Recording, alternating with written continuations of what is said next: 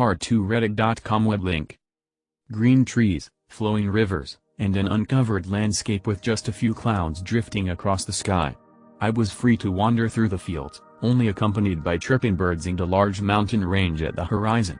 I had the whole world by my feet to discover. An idyllic, peaceful life, one I knew all too well was just a lie. I was quickly dragged out from my dream, kicking and screaming from the blaring siren filling the air. Though it was a procedure I'd gone through 1,000 times before, it still took a few seconds before I remembered where I was.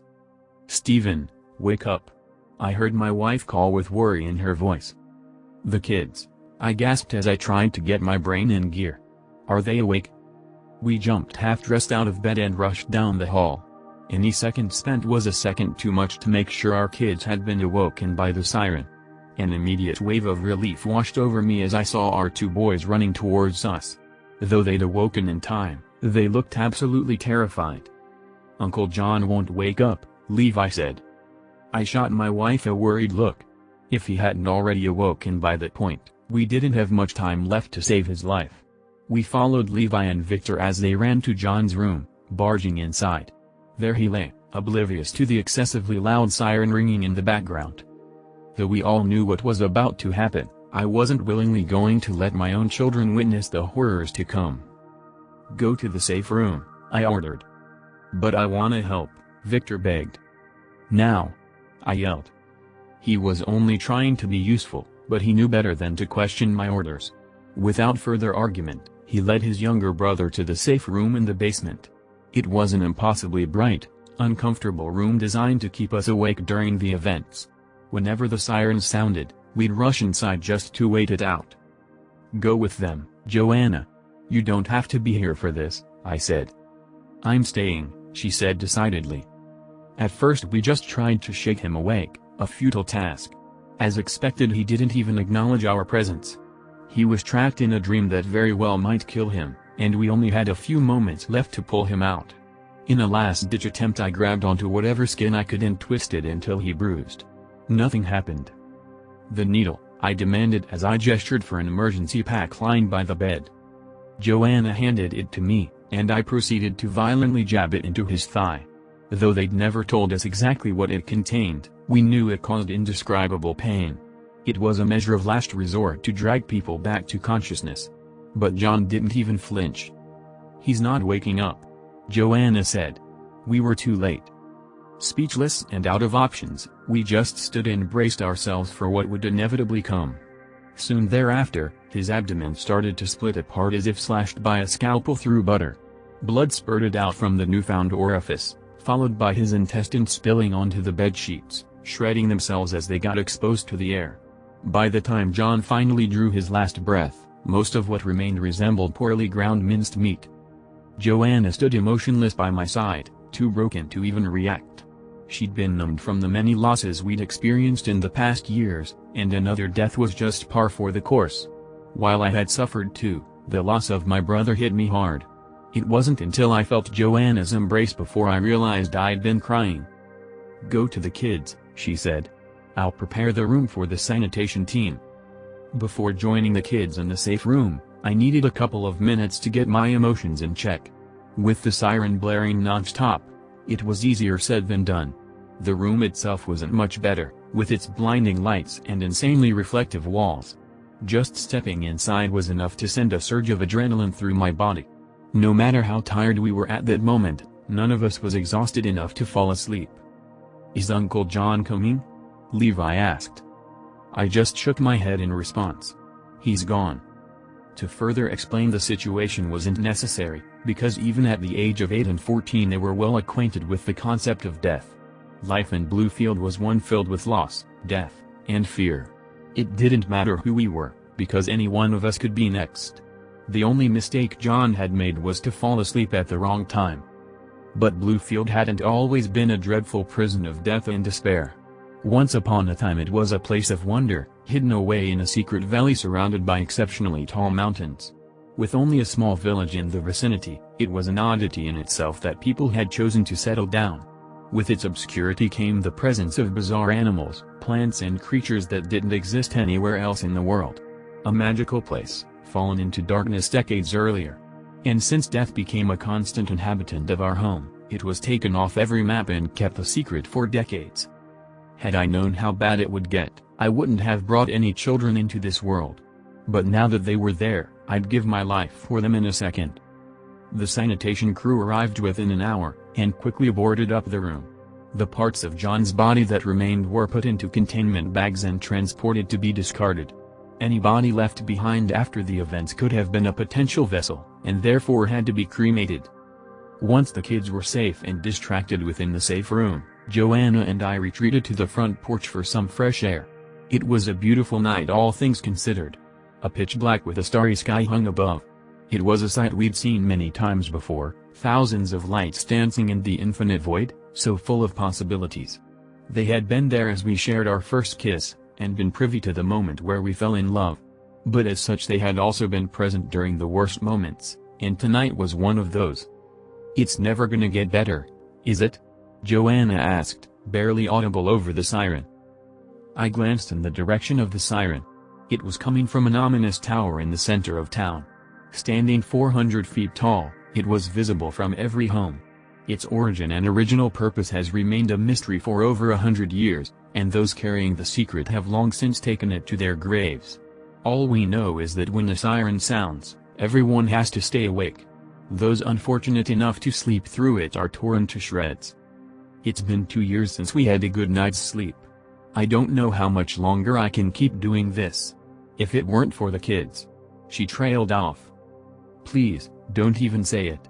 I can't lose you too," I said with tears in my eyes. "We need to leave town," she suggested. But escaping was a foolish task. Our town was situated on the brink of our dimension, drifting in and out between two worlds. Each inhabitant of our town had been bound to this place, making it impossible to leave. "There just has to be a way out," she said. "Maybe if you could just talk to your father." "Joanna," I began before she cut me off. "Maybe they found something new. Maybe there's a way out now," she argued.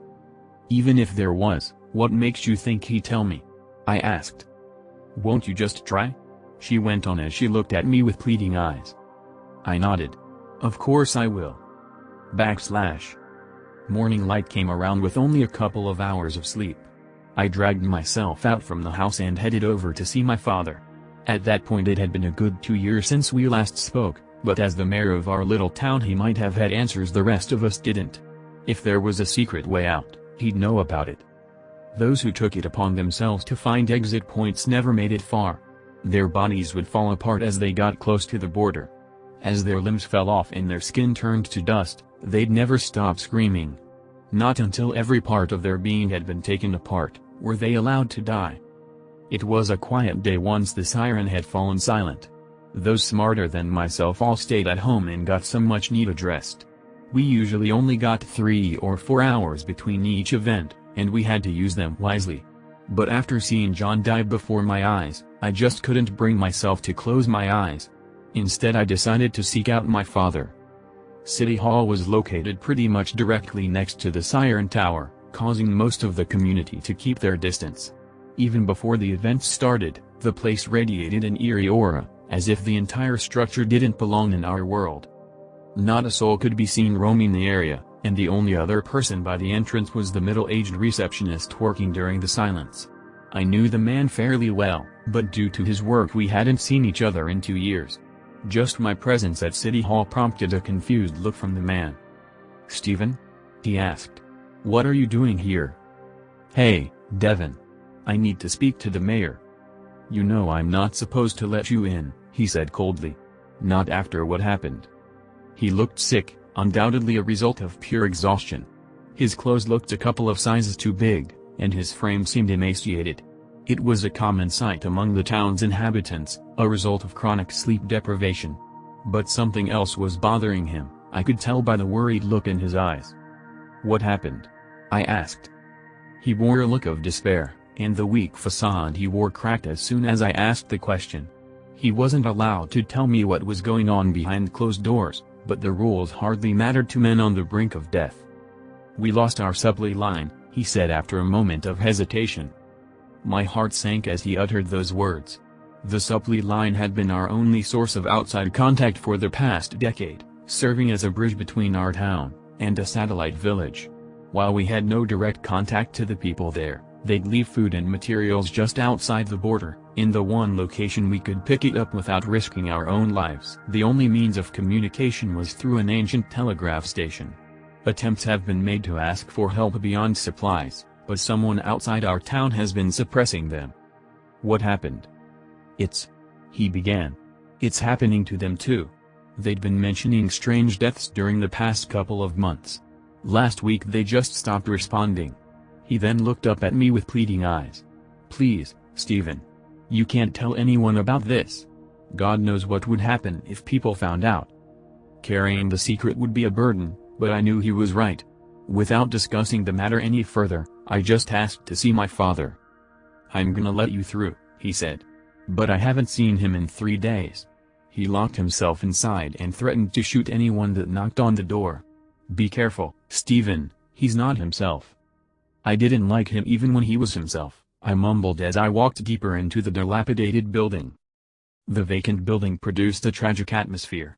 A place once full of life had been reduced to empty hallways filled with forgotten memories. The paint on the walls was peeling, and the floor was covered in a thick layer of dust. With most of the government workers dead or in hiding, there was little left to do. Once I finally reached the mayor's office, I was struck by how silent everything was. I knocked on the door and awaited a response. Nothing.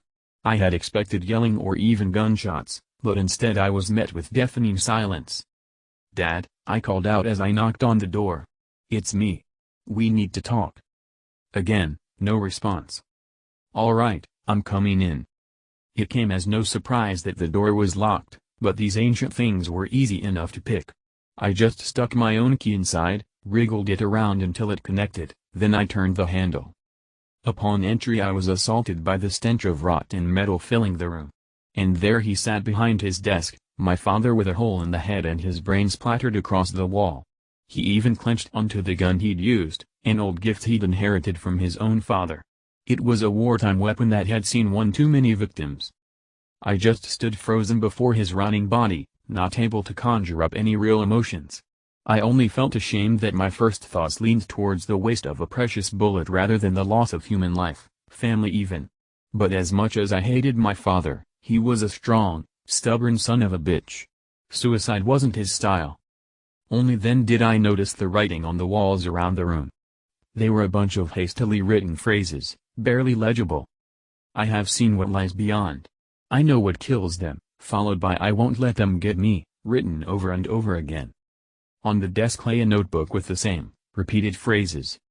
It was the old journal he'd kept for the past decade, ending with the same frantic messages. What happened to you? I mumbled to myself, too exhausted and numb to fully appreciate what I just witnessed. But the saddest aspect of his death was the fact that no one had cared enough to check up on him. He'd shot himself in the head days ago, and no one ever noticed. Presumably he'd committed the act during one of the events, leaving the siren to cover up the gunshot. After staring at his body for a few minutes, I took the notebook with me, hoping to make sense of his final thoughts before he departed our world. I left him there, sitting in the chair, then I returned to the front desk. He's dead, I said coldly. What? Shot himself in the head. I don't know what to say. You better call sanitation. I left the poor man in shock, but I couldn't bear to stay any longer. The bad memories I had of the man had just been cemented into history without any closure, and it broke me. But I couldn't return home and face my family without answers. I needed time to myself while I figured things out. I sat down on a bench and started flipping through the last pages of his journal. It was all a jargon mess, one I knew my exhausted mind could never decipher. So, left without any other options, I visited the only friend I had in town, an eccentric man by the name of Thomas Regret. Thomas lived on the edge of town and was one of the few actively looking for a way out. Throughout the years he'd grown increasingly strange, be it from the lack of sleep or isolation, no one could tell. Though his experiments tended to be short-lived failures, he kept going. If anyone could make sense of my late father's rambles, it would be him. His home was a strange sight to behold, always presenting new surprises. On that particular day his roof was covered in pigeons. It was a strange sight not only because he'd decided to collect birds, but because I hadn't seen a pigeon in 5 years. As I walked into his backyard, I saw rows of cages filled with the poor things. And there sat Thomas with a bird in his hand. He was focused on its legs, tying what appeared to be a note to its leg. "Carrier pigeons, really?" I asked. "Hello Stephen," he said, barely acknowledging my presence. "Why the birds?" I asked again. "They seem to have flown into town. I figure they can fly back out," was all he responded. "If I can get a message out, smarter folks than me can figure out how to help us. Now what can I do you for?" "My father's dead." The last sentence seemed to get his attention, if only for a brief moment. "I'm sorry, but necromancy ain't my specialty." I let out an involuntary chuckle. He left behind some notes. Mostly scribbles and incoherent rambles, but I figured you might get something out of it. "All right, leave it here. Come back tomorrow." His words were cut short as the sirens started blaring through town. The overture always sent waves of panic through my body, no matter how often it happened. Thomas, on the other hand, barely seemed fazed by it. "You better get home to your family," he said, not taking his eye off his project. "So tomorrow then?" I asked for confirmation. "Tomorrow." On the way home, I kept thinking about the man my father had been. While he certainly hadn't been the obvious choice for mayor, there had been few other opponents in the rapidly dwindling population. Of the few running for office, only he wished to help others. The rest were just out for power. In all honesty, he'd never wanted the position, he ran purely out of spite due to the corruption. If only he had known what the stress would turn him into. As I reached my neighborhood, I was frozen in shock from the horrific sight of a sanitation crew parked outside my house. They couldn't still be there for John, a suspicion that was confirmed when I saw one of them comforting my 2 sons. "What's going on?" I asked as I ran towards them. "Where's my wife?" I wanted nothing more than to run inside and see her. Just to feel her embrace and tell me everything was fine. But I knew those were the hopeless dreams of a broken heart. The sanitation crew blocked the door, one of them even grabbed me as I tried to get inside. "This isn't something you need to see," he said. Moments later, a sealed stretcher was carried outside. Though I couldn't see through it, I knew that it carried what was left of my wife. "She didn't wake up," Victor cried. I couldn't wake her up. I embraced the 2 of them and started to cry.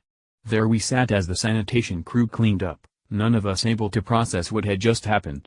All the while our sobs were accompanied by the ungodly alarm blaring in the background, making sure those still alive couldn't fall asleep. Once sanitation had left, we made our way to the safe room.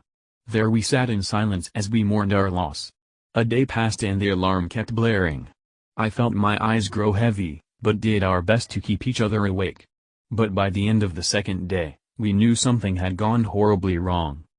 "Why hasn't it stopped yet?" Levi asked, his eyes red from lack of sleep and crying. It was a question I wasn't smart enough to answer. Whatever the case, the alarm showed no intention of stopping. If we wanted to survive the oncoming days, we needed to seek help.